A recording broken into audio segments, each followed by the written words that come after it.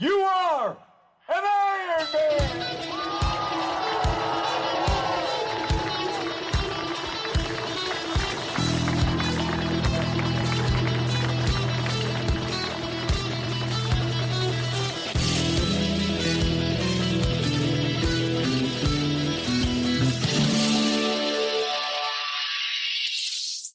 Welcome to episode 35, and today I'm joined by Gerard Coyle. Gerard, you're very welcome onto the podcast. Thank you, Mickey.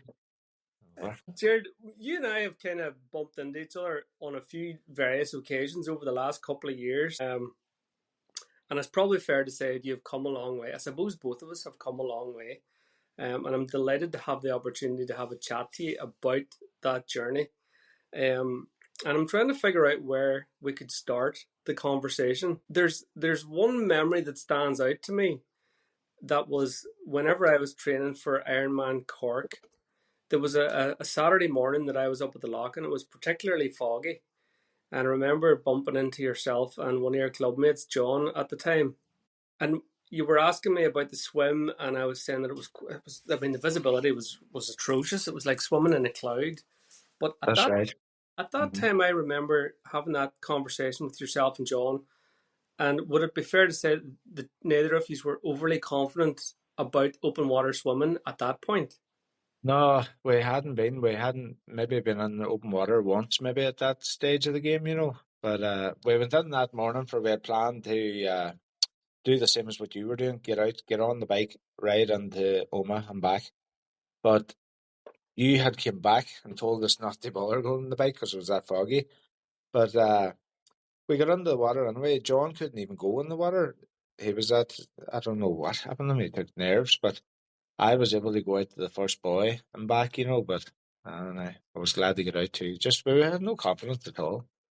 It was a very unusual situation. It was probably a bit silly actually whenever I think back to it, in terms of even going into the water with such terrible visibility. But there was something a bit wacky and a bit mad about it that kind of appealed. But it didn't spook you anyway. You went in anyway after it. No, I went in anyway, yeah. But said I'd give it a go, Well, we had signed up for you see, I the way I started, and then I met John and I says I'd love to do an Ironman, and he says so would he. So the two of us signed up for the half in Cork, and then there was no turning back. We had to go in the water, so I had to give it a go. Well, that's exactly it. And that was kind of the beginning of the journey in terms of the triathlon journey.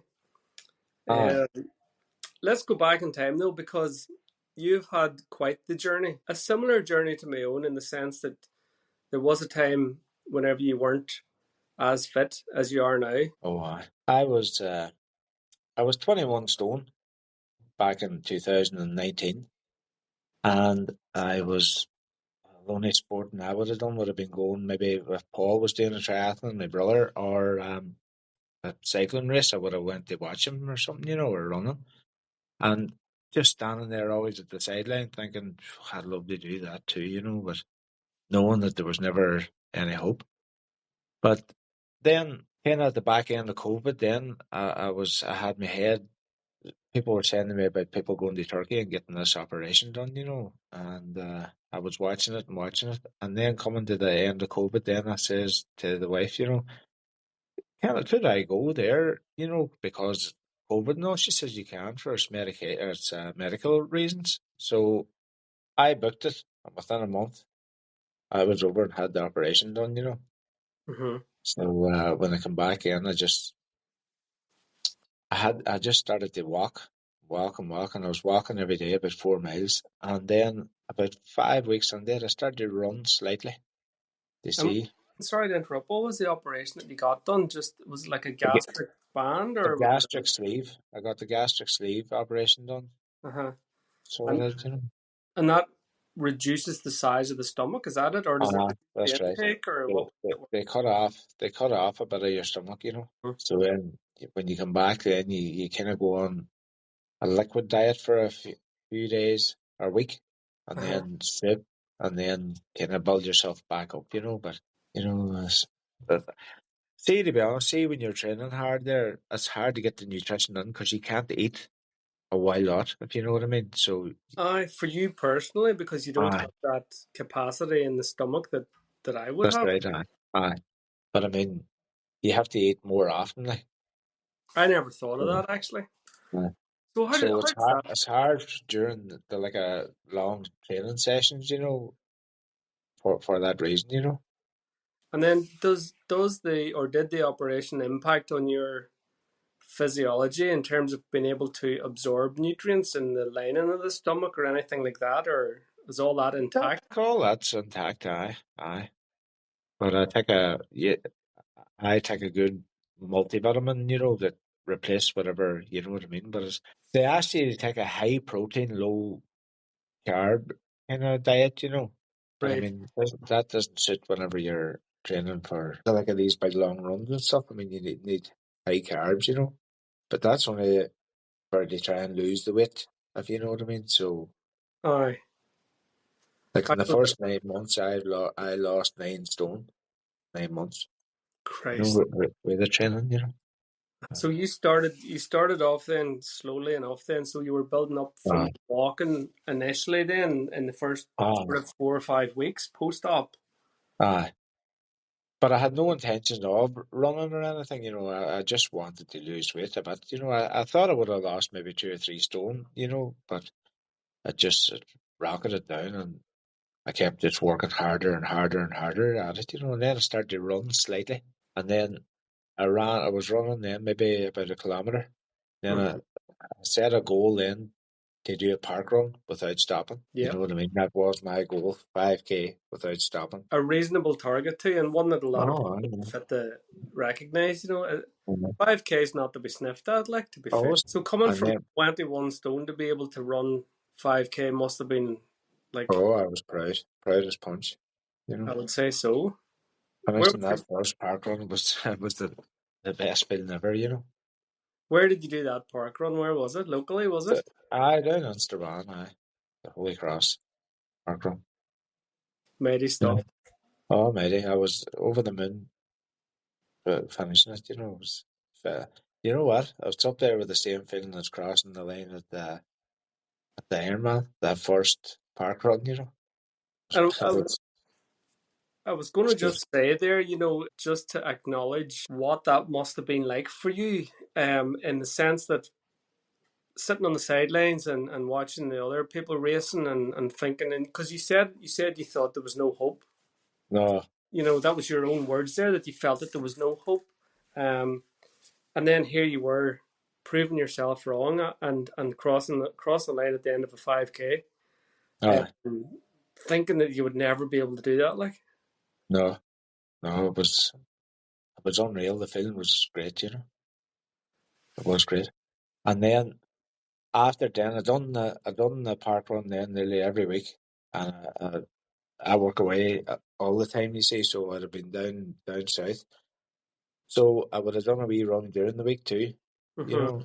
And then I started the cycle down on a Saturday morning to do the park run, which is two and a half, 3 miles down, then cycle home again.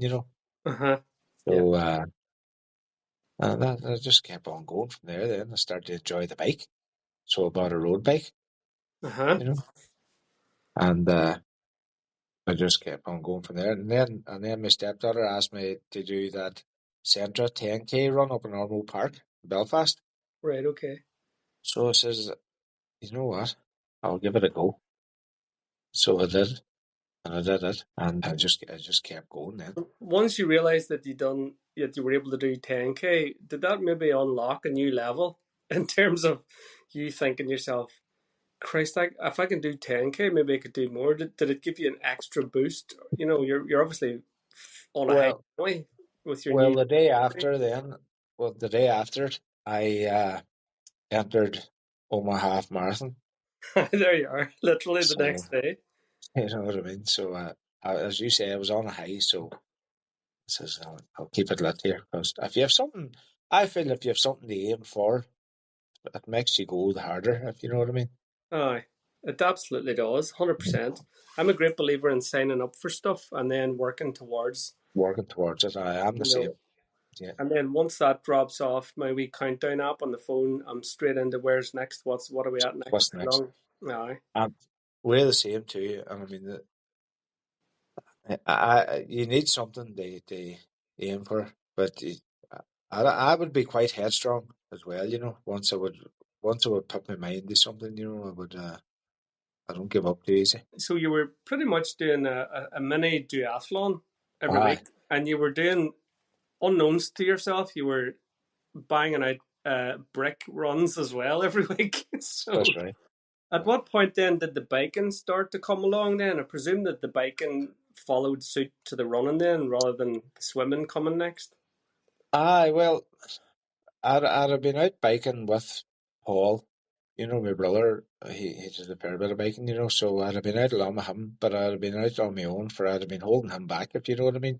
Aye. So then he started to go, and I was starting to keep up for a wee while, So I says, and then he says to me, and you need to start cycling with a group to get in among a group to see what it feels like. So started to go down then.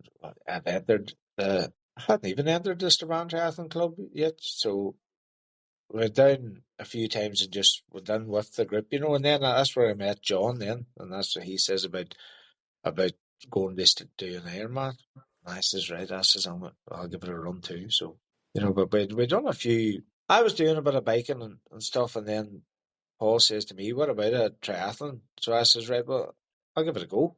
Might as well. So I started in the pool. I was in a hotel and there was a pool in it, so I started into the pool. And but I could only go up and down maybe once or twice, you know what I mean? And then I says, well, what one will we sign up for? And he says, try the lock. And I says, well, I'll go that short distance one. No, he says, go the whole hog.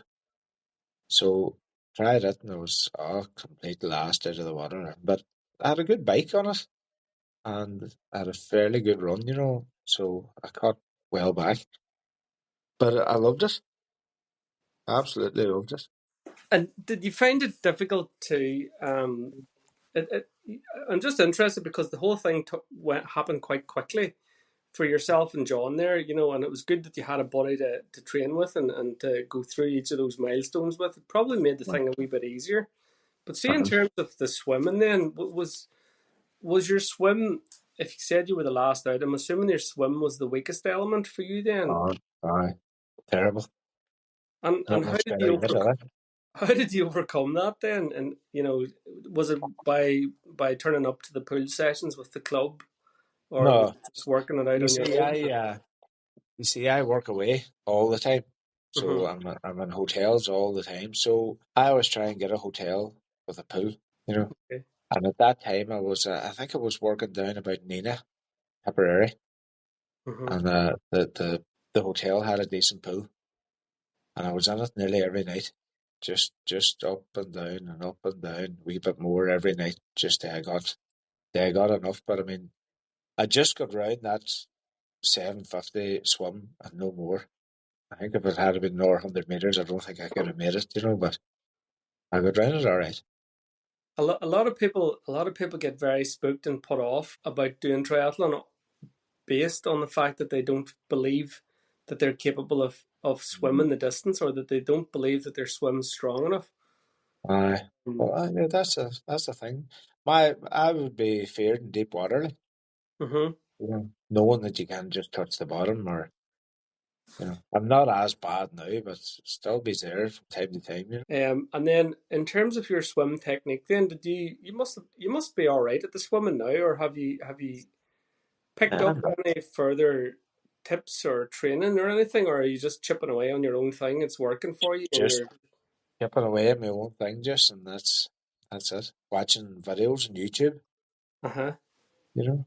And of course, the other excellent thing is, of course, we get to wear a wetsuit in these triathlons, which takes a hell of a lot Aye, of effort out of swimming too. And I don't think that's people it. appreciate how much more buoyant you are with the wetsuit. Oh, aye, definitely. Try the lock then. Try the lock's obviously our local race. And it's a brilliant race. I look forward to it every year whenever I'm here to be able to do it. Sometimes it clashes with holidays and whatnot.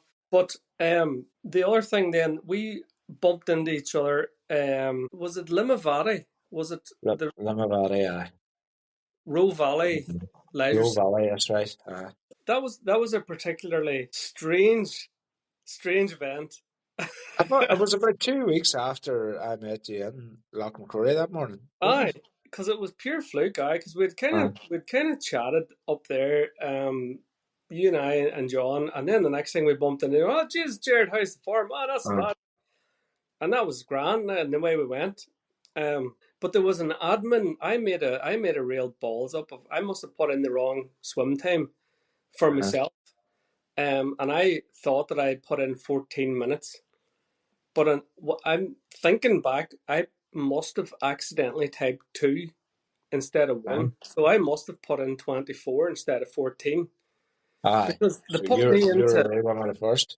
so they put me into the first wave and they put me over in the on the first lane, and I was asking the people in the lane how fast they were going to go, and there was a guy saying I was hoping to do it in about 21, and then the other person was saying, well, I'm hoping I'd do it in about 18, and I'm going, fuck me, I'm hoping to do it in about 14. I doubt I'm in the wrong lane, and I says, there must be something wrong here. So I went and spoke to the guys anyway, and I told them, I explained what had gone on. I said, here, lad, tough shit. You have to go now because your chip's programmed. You'll just have to Uh-huh. get on with it. Your time will stand. There's nothing we can do about it now. So that was fair enough. So off I went, and came out of the pool first. A wee bit embarrassingly, but came out of the pool first anyway, nonetheless. I was on the bike, nobody in sight, way out in the bike. And then I thought to myself, fuck me, I'm winning a triathlon. It was the most fake and surrealist experience ever. And I was Uh-huh. thinking, Jesus, I could win this, just in my head. But I thought I was never going to win the event, of course, not a chance with all the boys coming in the next waves. But for that hour, you were the winner. But then I got caught in the run by a wee hoor Aye. from Strabane. That's right. I come in. I come out of the water. I had myself in for 19 minutes, but it must have been about 19 minutes where I got out and got on my bike, and I had a fairly good bike. So when I got off, when I come on the T2, then they put on my trainers for a run, and they were shouting over the microphone, here's number 2 in from Strabane man. Now the only person in front of him by 2 minutes or something is the Oma man, who has the fastest legs here. And once I heard that, I thought, holy, whoever this is here, I'm going to get them. The And hunt then was aye, but you had to go out and turn, do you remember? yes, yeah. And I was well down, and I could see right in front of me, and I could see the Oma tri-suit, and I says, that's Mikey Collins. So I was near vomiting to try and get you, but I got you just at the last knockings too, didn't I? You did. You took me with There, about half a there click to wasn't much left to go. but no, hey, but your running's obviously on a different level from mine. Like I think because I seen you and because I knew you were closing me down, it pushed me on that wee bit harder. I think that might have been the second fastest 5K I ever done in my life. Yeah, right. It's terrible how fast you run, hey, when there's a Strabane man chasing you. Oh, aye. There's I seen the Oma tri-suit, you see, and there's one more Oma man I'll be out to beat, you see. Not Who would saying that his be? name. I'm not saying his name just yet, I would but have I a fair love getting idea, him. all right. Eh? I say I would have a fair idea. Hey, so after Roe Valley, then things chipped away, and then you were heading into your big race. I suppose then that year was the 70.3 Ironman in That's Cork. right. That's when we bumped into each other again. That's Um, right. I think we were milling about the merch Aye. stand or something, and we saw each other and we were chatting to each other and we give each other the pat in the back and shook hands and wished each other good luck, and away we went. Tell me how your race panned out. Obviously, on that particular day, it didn't go on the day with the storm. It was postponed in, it was put back on the Sunday. That swim was a bit of a nasty swim. Jared, how It did you was, feel about that? it was. Do you see, the storm was the day before, and we were staying. we're staying about 5 miles or 6 miles out of town, and Paul was staying in town, and he says to us about the woman that he was staying with. She was going to make porridge and all, so we had to try and get in early. But we got up the first day that it was supposed to be on, and I says, I sent an email, and I says to John, this isn't on. And he says, no, that's fake. I says, this isn't on. So he says, we'll go into the town anyway. So we drove into the town, and lo and behold, it wasn't on. But see, truth be told, if it had been on that day before, I don't think mentally I wasn't ready. Is that I right? don't think I'd have done it, you know. And then the next day, when it was on, I had a totally different mindset, completely different. And was But I that don't, because, if it had been the Saturday, I don't think I would have done it. and that would have been because of the weather and the conditions? You were spooked.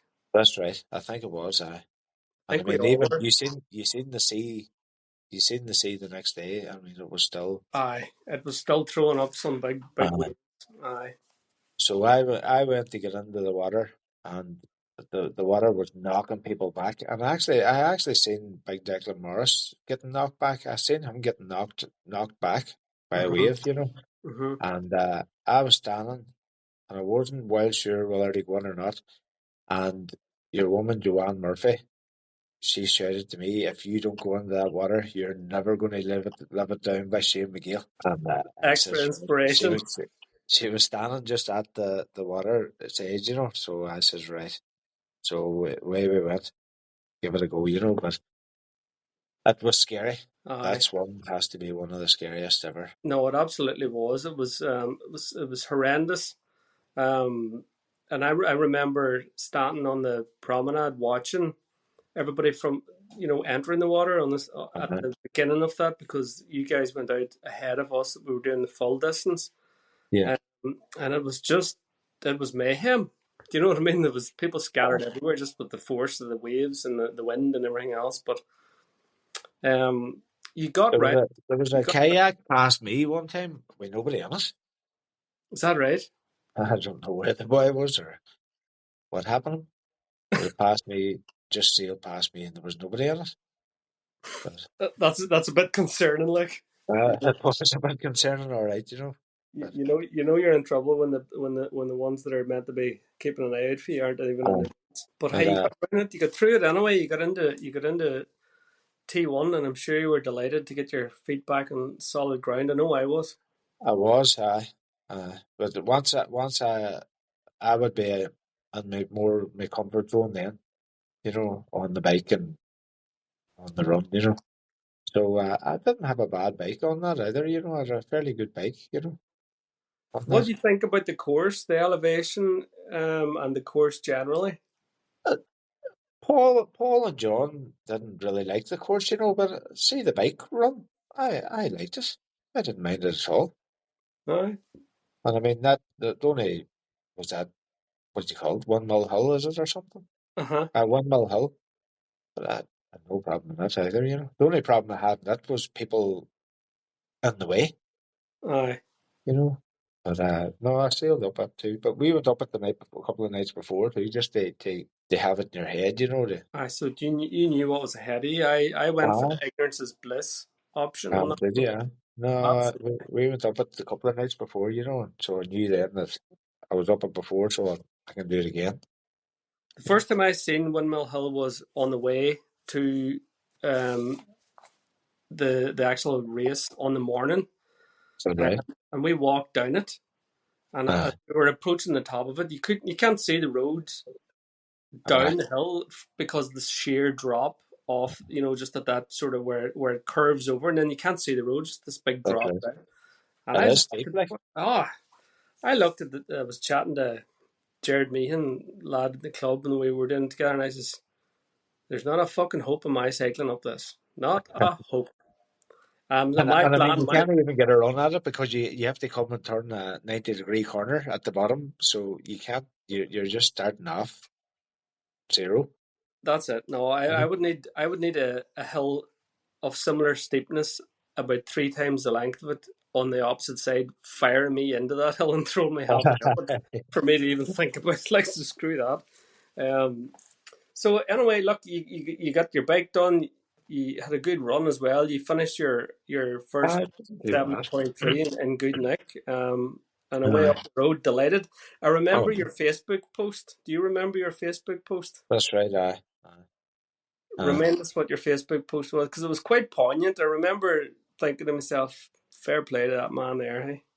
I put up a picture of myself just the day before I went the day that I went to Turkey for the operation, and a Mm-hmm. picture of myself standing then with the 70.3 medal around my neck. And it says, I wrote that 2 years ago that I packed the bag and went to Turkey and determined myself that I was going to come back a new man, a different man.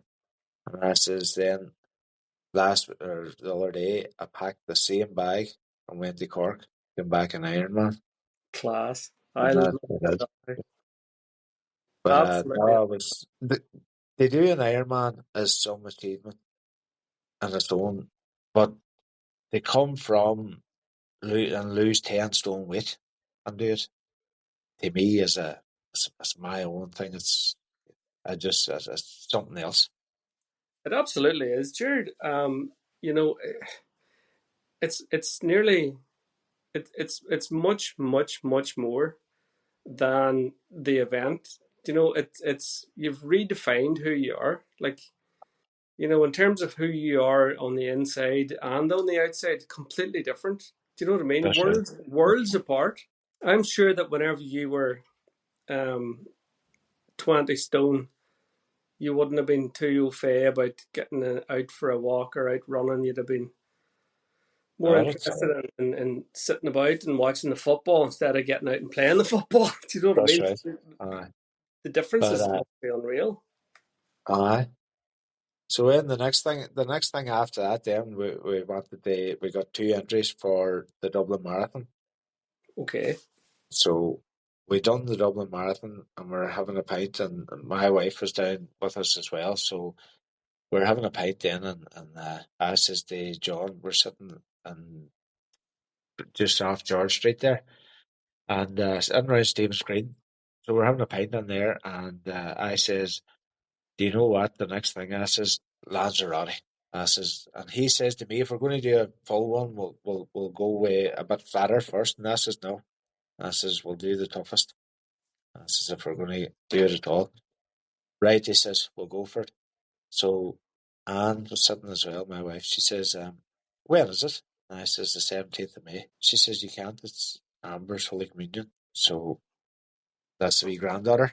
Mm-hmm. So I was thinking to myself, "Geez, there has to be some way around this." So I was nearly even going to ask the priest to move the date.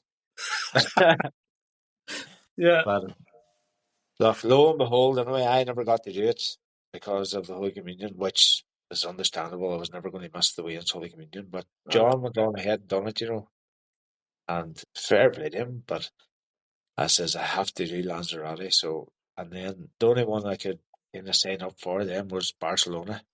But I wanted to do one this year, you know what I mean? Aye. I had to do one. Not even wanted to, I just had to do it for my own sake. The notion was yours then, Jared, post Dublin Marathon, having a pint of the black stuff, and Uh-huh. with all the best intentions in the world, you couldn't get to Lanzarote. So, but I tell you what, you made a fair old account of yourself in Barcelona. For I remember tracking you um, during the race, and I remember thinking to myself, Christ, there's a man, and he is not holding back. You give her Dixie.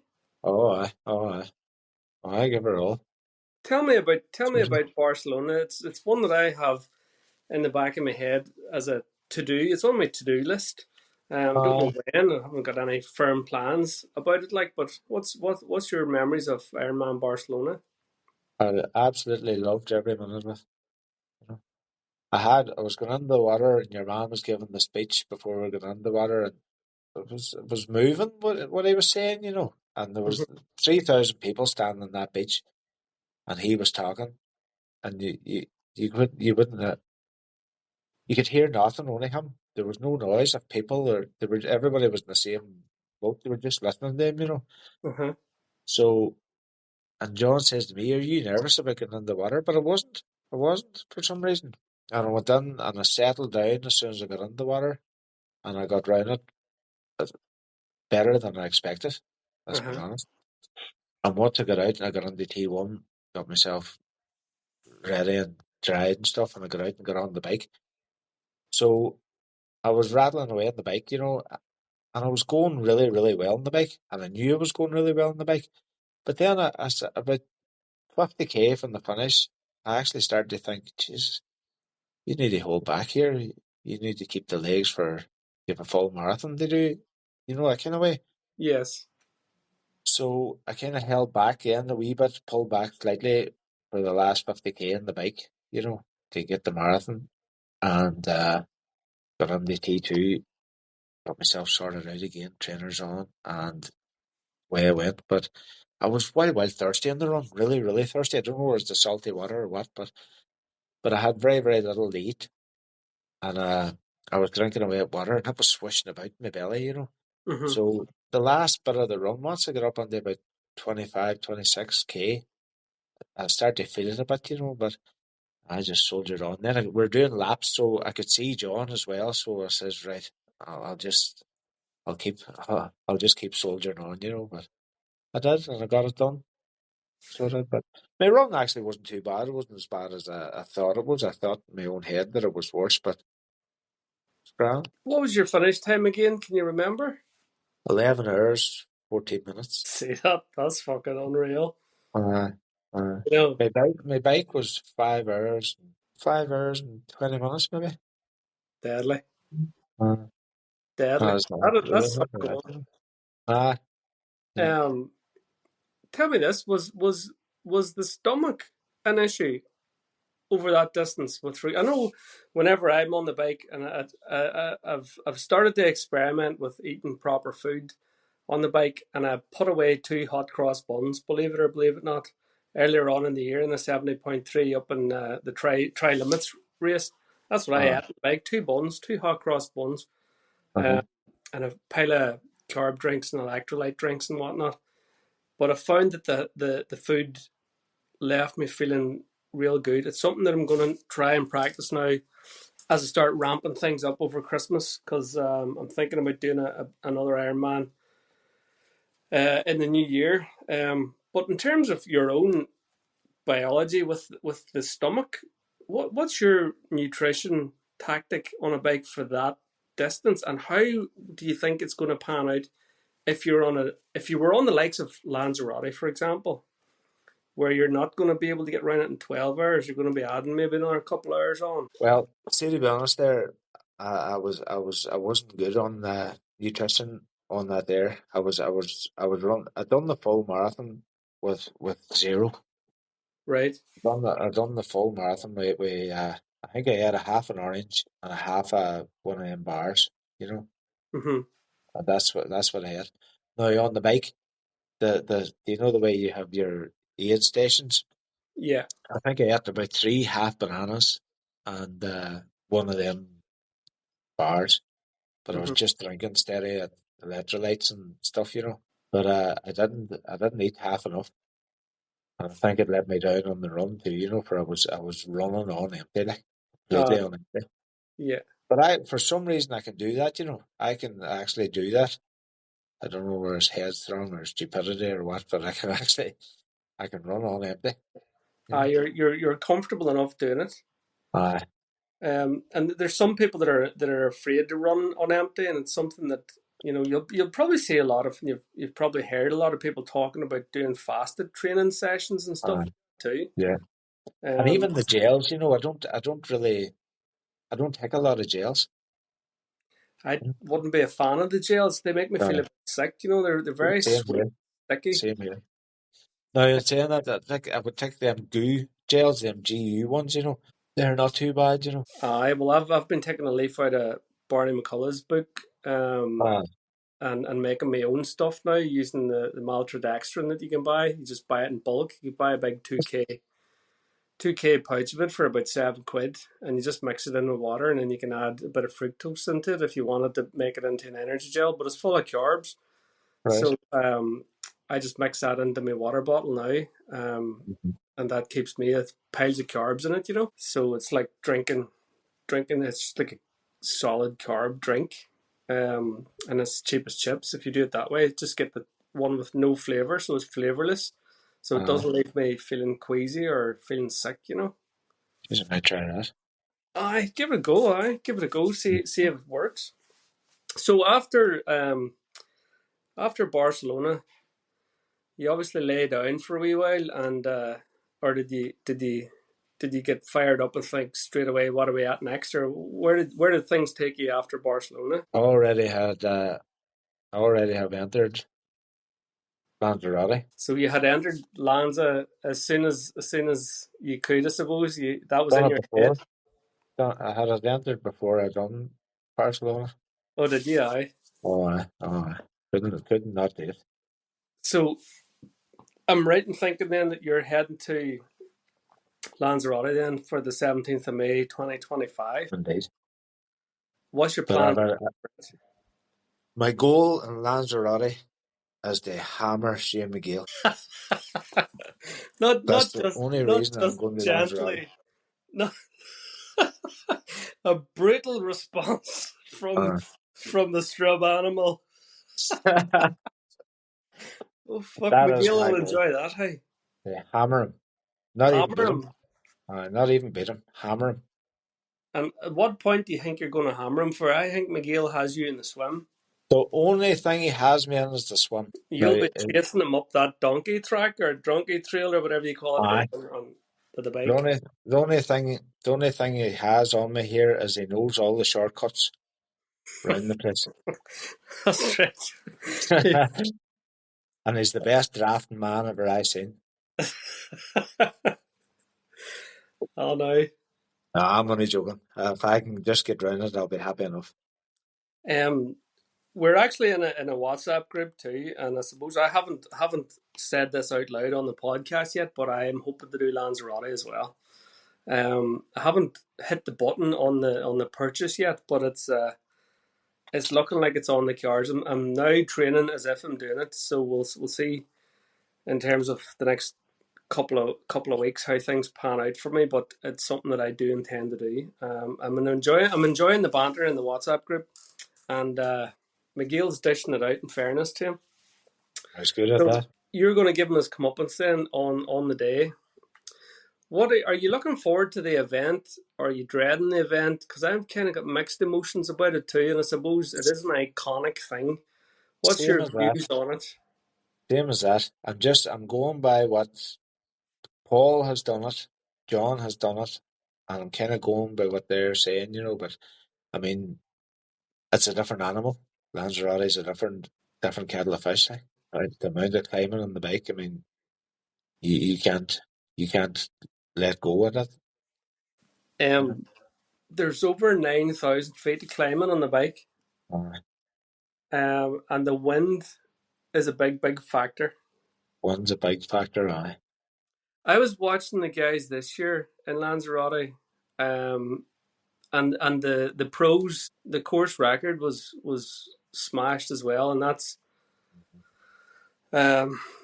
just further demonstrates that they were very lucky this year in terms of having a reasonable day where the wind wasn't too bad. But on a different day, like the year before, the wind was fucking brutal. I was chatting to Damien O'Hagan there a week or two ago, and he was saying that the day that he done it, he looked outside and there was a palm tree, and the big Nearly half. the thing was nearly buckled with the wind. It's scary, the wind, how it can whip up. I suppose it's whipping up across volcanoes coming at you from all. Well, that's it. And then you're open. Everything's open. You're getting the full blast of it. You know what I mean? But do you know the only thing that I'd be thinking about Lanzarote there, right? The Barcelona and all's relatively flat, the bike and stuff, but you're pushing that bike for 180k. Mm-hmm. Whereas my own head, that Lanzarote, what goes up must come down. Well, that's exactly right. You know what I'm saying? The other side of that hill, you're getting a break. There is breaks, absolutely. Whereas in Barcelona, there, you're pushing that bike for 180 kilometers.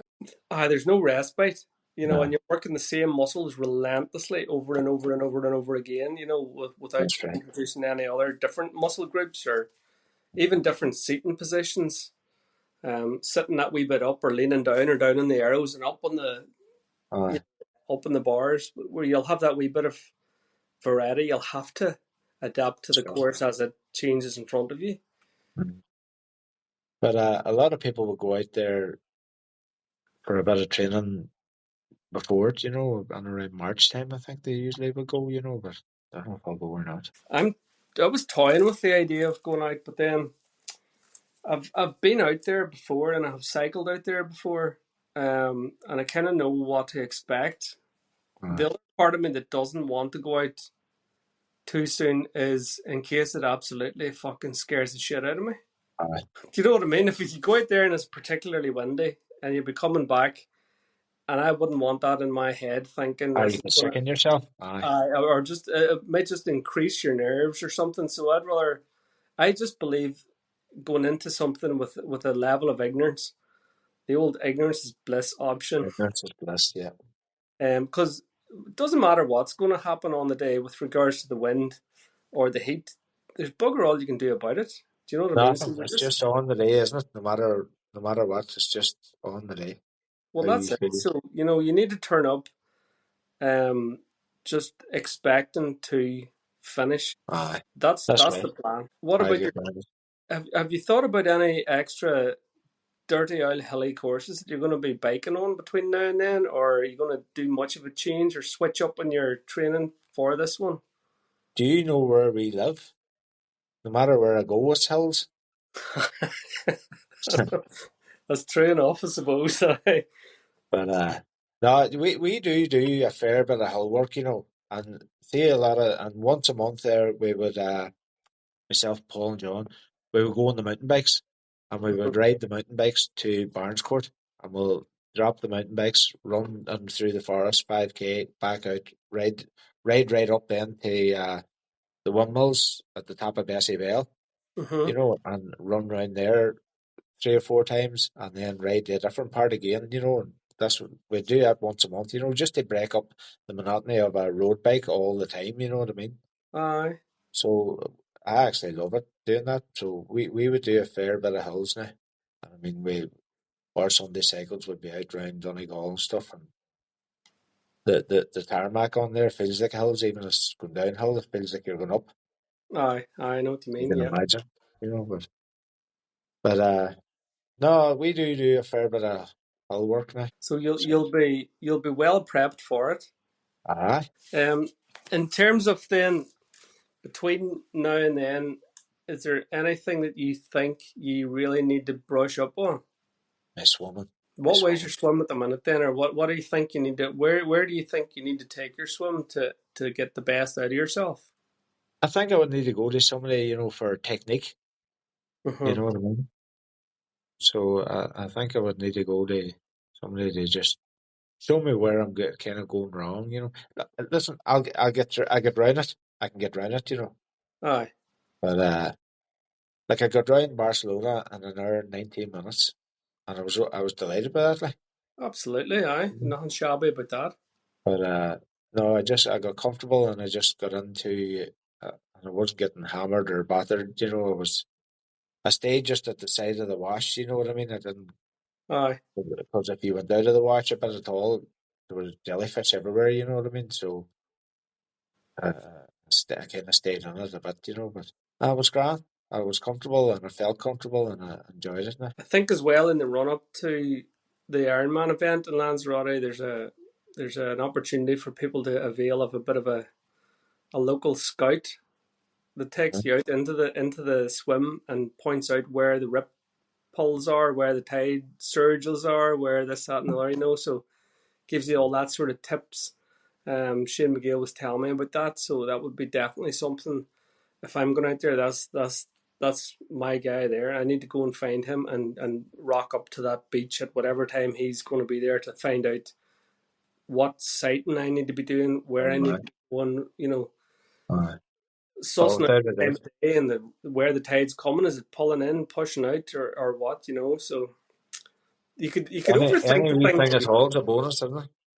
Aye, well that's it. The last thing you want to be doing is trying to fight against the tide because you're fighting a losing battle there. So if there's a wee section where you need to be sailing in nice and close to a buoy, or even taking it at an angle that brings you out to it, if you know what I mean. Uh, If the tide's pulling out, then you need to be kind of aiming a wee bit to the left, knowing that the tide will pull you out round it then just naturally. Because if you aim straight forward, the tide will pull you beyond it, and then you have yes. another 100 meters. Do you know what I mean? Those types of tips for the swimmer will be very, very useful. It's all energy that you don't need to be using, isn't it? Exactly. Absolutely, exactly. Because once you get on the bike, you need every frigging ounce of energy that you Wow. have. Oh, without a doubt. But Hey, I look forward to the Lanzarote adventure, and with a bit of luck, I'll be there with you. oh, Um, I think so. Huh?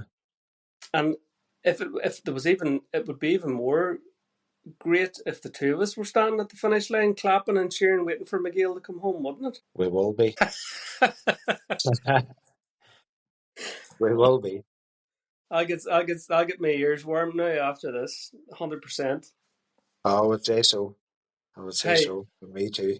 But that's all just joke, all a bit of crack, isn't it? it absolutely is. All joking aside, and just taking a wee step back from the Ironman and the triathlon bits and bobs, because you've been there, done that, Jared.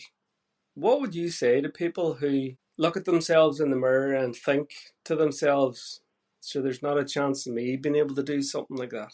What would you say to that person? You can. If I can do it, anybody can do it. And I mean, I know a lot of people would say, "Ah, sure, he went to Turkey and done that."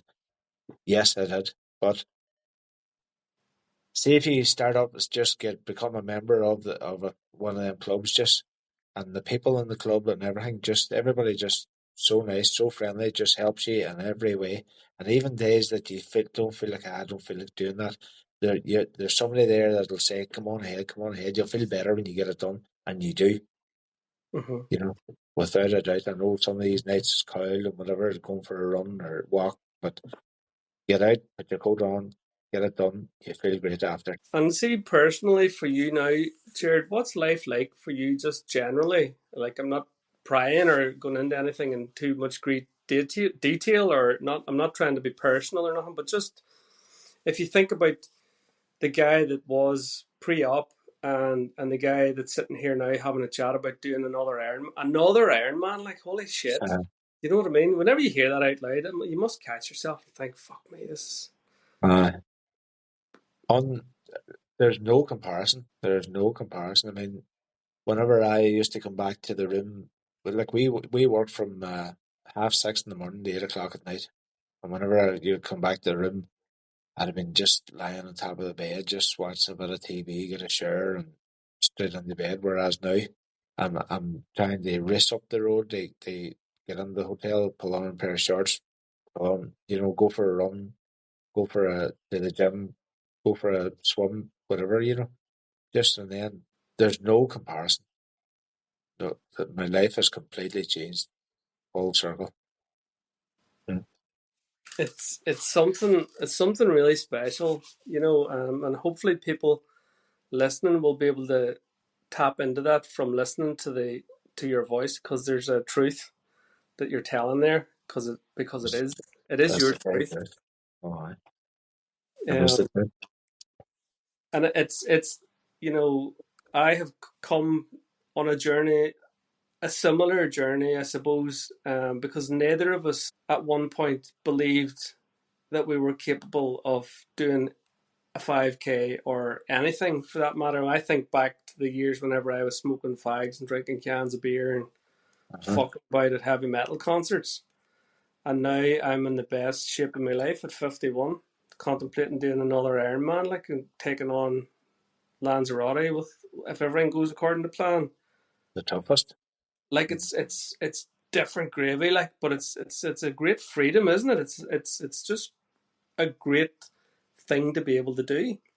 see the medals hanging up in behind you there. When you walk in the door and you see that Ironman medal there, it gives you a wee lift. That's Like right. I have all my medals hanging on the wall too, and the amount of them, the amount of medals that I have in the last. Do you know what's here? If somebody offered me £1 million, I wouldn't. Yep. Do you know what I mean? They mean that much to me. I'm the same. I'm for the benefit of the listeners, I record this down in my bedroom, and that there we display of medals that you can see is the first thing I see whenever I get up in the morning. It's the last thing I see before I go to bed at night, and it's not. I'm not blowing smoke up my ass, and I'm not saying, "Oh, look how great I am," but I'm reminding myself that I'm now doing this. This That's is right. who I am now. Do you know what I mean? This is what I get up for in the morning, and this is how I feel going to bed. I feel like I'm what's next, and it's a nice reminder of the achievements. Um, my Ironman medals hung up outside the boys' bedrooms, so whenever they're going to bed at night, they walk past a picture of their old man Brilliant. crossing the line with his Ironman medal, and that's to inspire them. And they're well aware of the journey that I've come on, and one of the Cubs is actually talking about joining the triathlon club after Christmas. So, Brilliant stuff. job done. You know, Job that's great to done. see. Great to see young ones coming.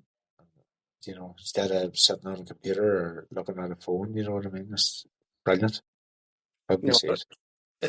it's unreal.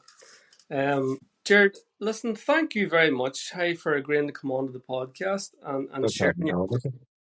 Thank you for the invite. Not a problem. And all being well, you'll get through the winter now with little to no problems, and you'll be lining up in Puerto del Carmen alongside myself Yourself. Aye. and a few others. There's quite a few going over from this area. I know there's a few lads from Strabane going over too, isn't there? There's There's a few of us half going a dozen over. from Roma. Uh, Who's there's a going big over lot from from Roma. Strabane? Me, John McDermott, John Gallagher. I'm hoping my brother Paul's doing it as well. And I think there's a few more. But they're talking about it anyway. I Uh-huh. hope they go on ahead and do it. No, it'll be an epic event, whether I'm there or not. It will be an absolute epic event, and I have no doubt that you will have a blast. You'll record a good time, and you'll do yourself and your family proud. No doubt, no We'll doubt. give it a go. If we cross the line at all, I'll be happy enough. No, you will. You will. 100%. Yeah. Jared, thanks very much. Hey, take care. No And problem at all all the again. best for Thank you. Lanza. Thank you very much. I'll see you before that, I'm sure. Absolutely.